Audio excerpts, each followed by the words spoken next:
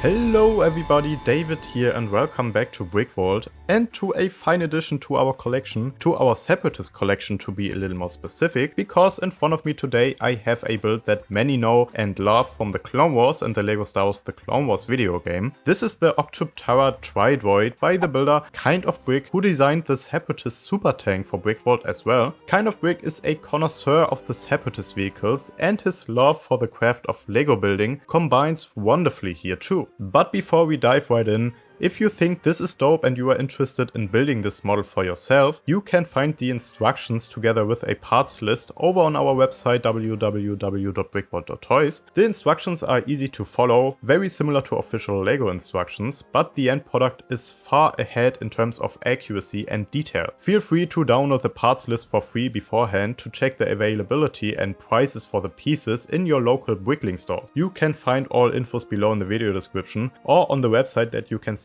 on the screen. Back to the Tri-Droid. The Octuptarra Tri-Droid is probably most well known for its appearance on Christophsis in the animated Clone Wars movie, where it served as the primary ground vehicle for the CIS. It was an absolutely terrifying combat droid that no ground enemy could escape from, thanks to its head that features cannons facing in each direction. In real life, a three-legged walker doesn't make much sense, but in the Star Wars universe, it was a feared droid tank that at least I wouldn't want to face in combat. The three-legged design reminds me of the aliens from War of Worlds, and I wouldn't be surprised if the designers of the Tri-Droid were at least roughly inspired by them. Here you can see the Tri-Droid compared to some other builds that scale perfectly to each other, and as reference, here is a football. I thought that's kind of fitting. I also happen to own the most recent Tri-Droid set, which is supposed to depict the same in-universe vehicle, but at a much smaller size here. Still thought that it's interesting to see. You can see the Tri-Droid is really damn tall. In fact, the model by Kind of Brick is 45 centimeters tall and around 55 centimeters in diameter, and is surprisingly heavy with its 3,191 pieces. Most of the mass is in the head, as you can tell. It's much more intricate and interesting in there as you would think, since this time the ball shape hasn't been achieved with regular plates stacked on each other like you see with most ball shapes in LEGO, but with small sub-assemblies that fit perfectly together to form an almost perfect sphere. Just glancing at it and it becomes quite obvious that someone put some serious effort in the design of the sphere, especially with all the details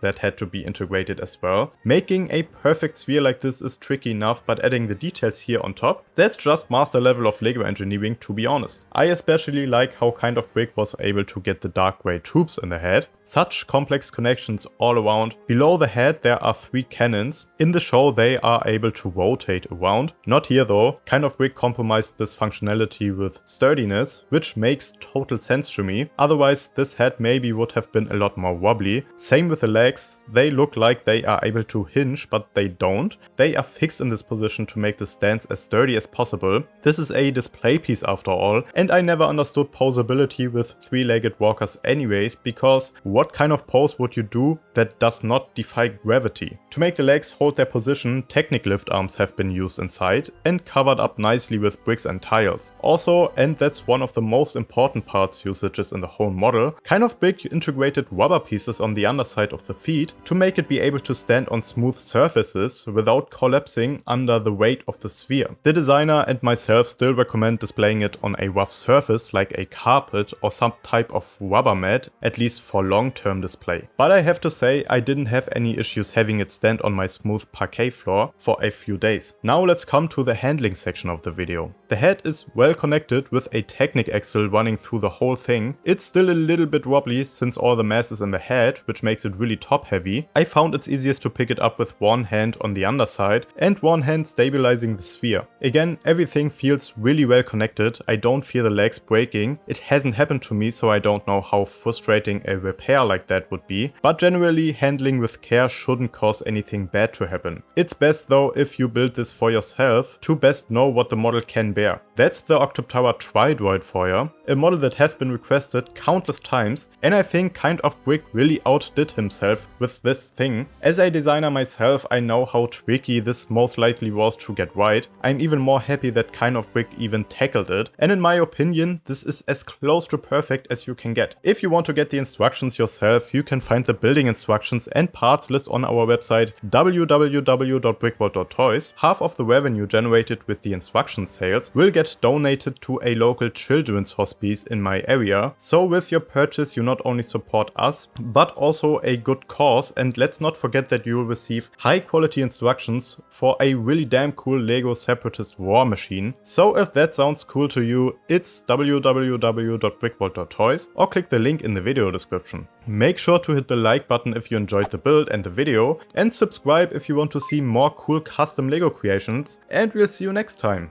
at BrickVault.